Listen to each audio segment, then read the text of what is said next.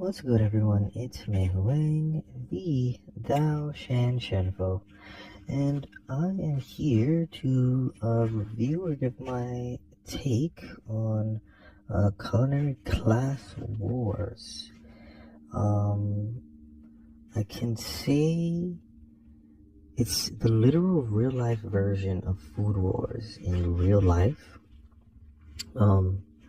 Just with, I'm assuming, the development team and sponsorship being primarily based in South Korea, and is by far the best cooking show I've seen in the culinary cooking space because of this style of show, as it isn't a story-driven narrative.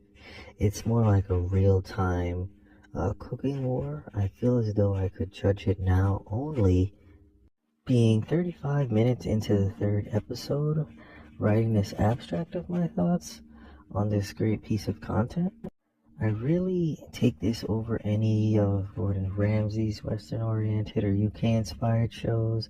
I've seen a few other shows, such as Secret Chef, that tried to spice up the challenge ideas a bit, but still didn't necessarily scratch the particular hankering I felt a cooking-oriented battle show could get to.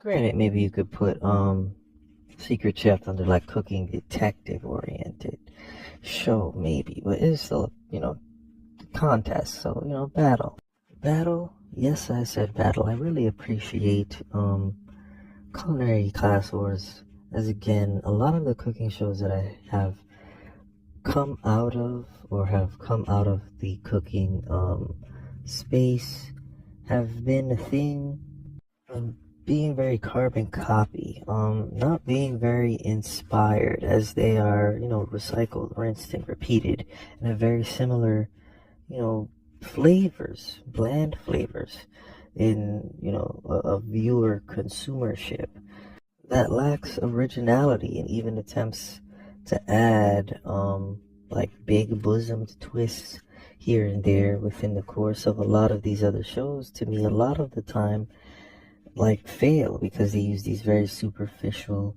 quote unquote big twists to try to spice up something that's already so derivative and hollow and on par with that of, soda that has been dropped and left to rest for days, so it's just flat, or the flattest. I'd recommend Culinary Class Wars to anyone that is a fan of food and the process of making food in a battle fashion. It has really been perfected in this show, where I feel it isn't just a typical contest